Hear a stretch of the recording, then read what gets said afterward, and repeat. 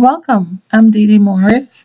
Today we'll be discussing 6 tools that the narcissists use to manipulate. But before we begin, please like, share, and subscribe to the channel. Browse the description box below and feel free to share your comments. Let's begin with the first of the 6 tools that narcissists use to manipulate. These 6 tools are commonly referred to as eye chive. I don't know if you've previously heard this mentioned or read about it or know of it regarding narcissistic abuse or abuse from entities or sociopaths. But eye chive is just an acronym that allows you to easily recall or remember these tools or slash tactics. Let's begin with number 1. Number 1 is isolation.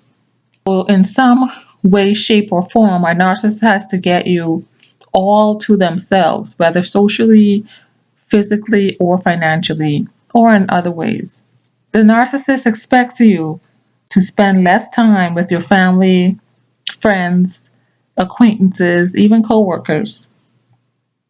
The hobbies and interests that you share with anyone in your inner circle or anyone other than the narcissist, they will be a big problem in any connection you have with the narcissist. But the thing is that always remember this tool of isolation never applies to the narcissist. It's only applied to you by the narcissist. The narcissist will always have their sources of supply, just a phone call, a text message, a DM, or an email away. You have to remember that narcissists are basically walking contradictions. They live on the double standard. Let's just leave that as a topic for another day. Yes, but narcissists will, whether openly or secretly, keep their friends, stay connected to their family, have other sources of supply, romantic sources of supply that you don't know about, use co-workers and other acquaintances as sources of supply, all the while making sure you are slowly but surely completely being cut off and eventually cut off from your support networks and acquaintances, like I said before, family, friends, etc., even co-workers. The main reason they do this is because they must be in full control. This is why it's necessary for them to get you away or separate you from the love of others. See, the thing is, narcissists are very aware of the fact that the bullcrap they pull or the hood they try to pull over your eyes as to what's really going on or who their true identity is, they know that everyone else is going to see right through it because everyone else is not under their illusion. They're not under their charm. They're not under the spell. Everyone else around you who would be your support, they are seeing and thinking more clearly and more rationally. And this is why, the narcissist has to figure out a way to slyly, covertly get you away from such individuals and such situations. Narcs need to have your full attention because they need you to give them your full supply capacity, and no one else is near you enough to wake you up from the spell that they've casted onto you. Number 2 is charm. So the narcissists, they're very attractive socially. They know how to captivate an audience, whether it's just one person in their presence or a number of people. They have a way of hanging on your every word. And it also appears that they respect and think whatever you have to say or feel that whatever you have to share with them is vitally important. They look into your eyes, they smile at you as if you're just wonderful. And then they agree with your opinions. They may even compliment you about your appearance, about your choices, about how you feel. And it just goes on and on. They even have this way of encouraging you to do what you want to do. They have this way of encouraging you to stand up for yourself, to follow your own path and not look back. And they have this way of pretending to understand your plight, your past, where you're coming from, and where you'd like to go. And they pretend to show compassion. They pretend to want to do what you want to do. They pretend to want to be included in your hobbies and your interests. They want to make you feel like you're cherished, your values and significance. This is all a part of their charm. This comes usually at that stage of what is called quote unquote love bombing, the stage where they're creating that illusion, they're creating the addiction, they're creating the magnet for you. Narcissists are also very charming to your family and your friends. And this is also part of why they do the charm.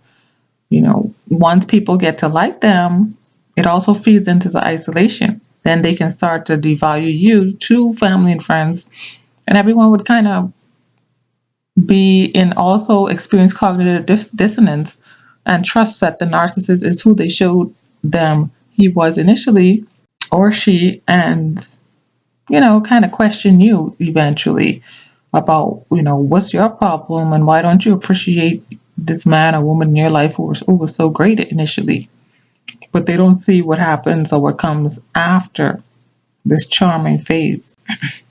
They don't care about you, but they do care about something or what they can get from you. So it's sort of like they hook you, they get what they want, and then they leave you hanging out to dry. They leave you left alone to pick up the pieces.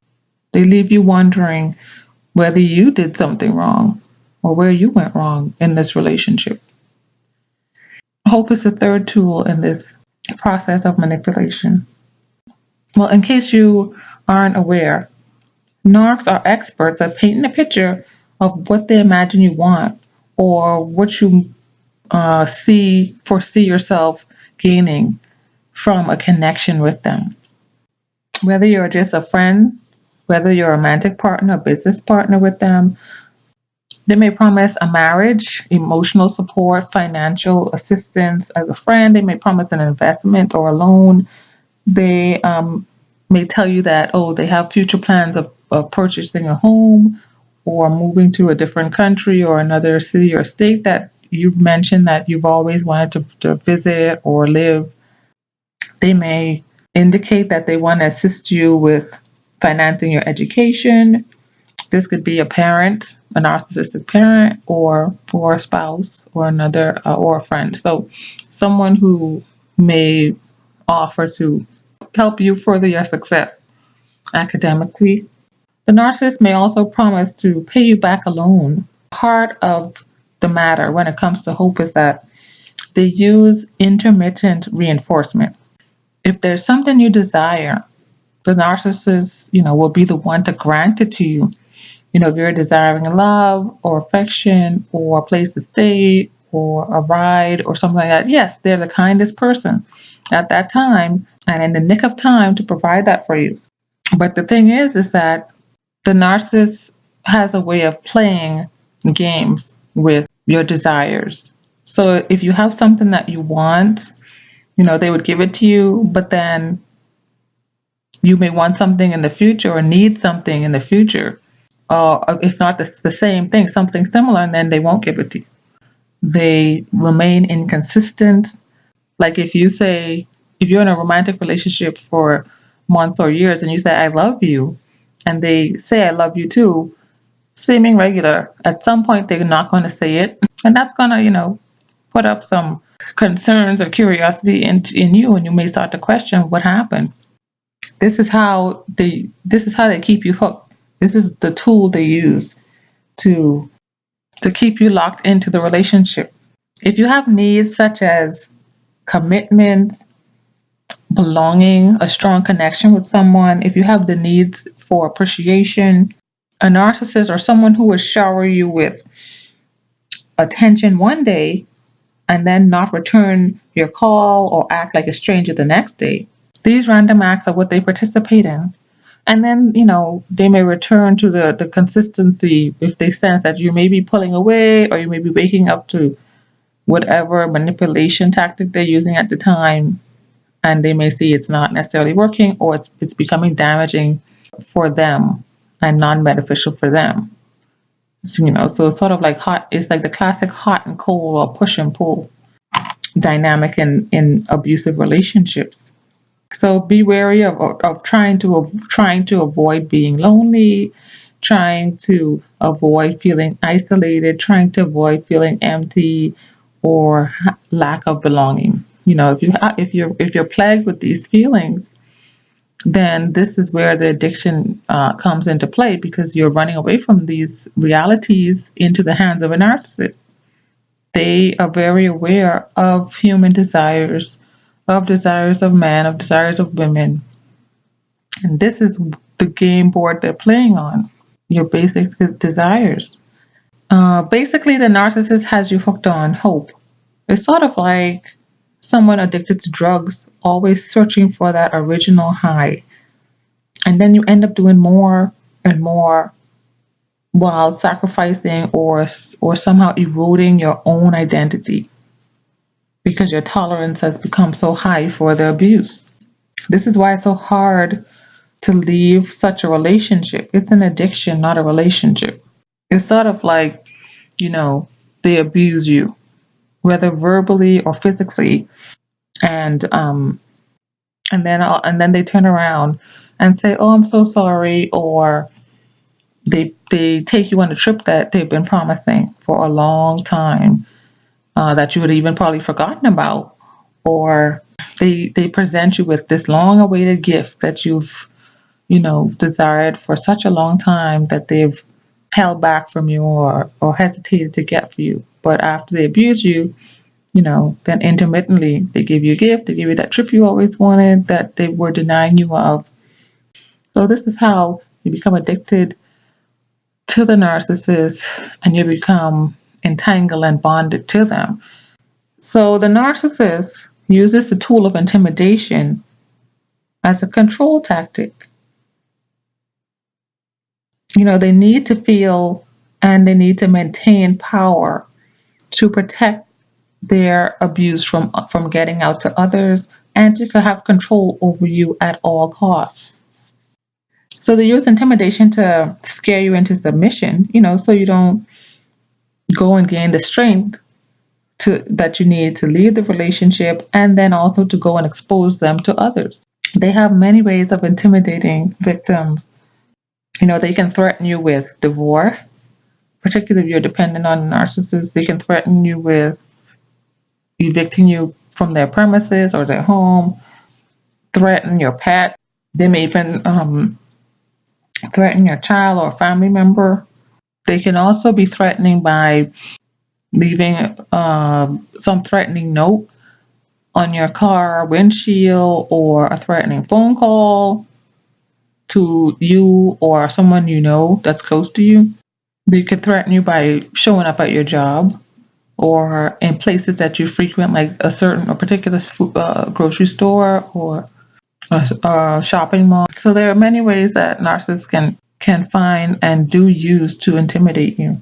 This is just their means of forcing you to stay with them, not exposing them to others, and remaining under their thumb or on their feet, so to speak. Let's move on to number 5, violence. So narcissists use violence.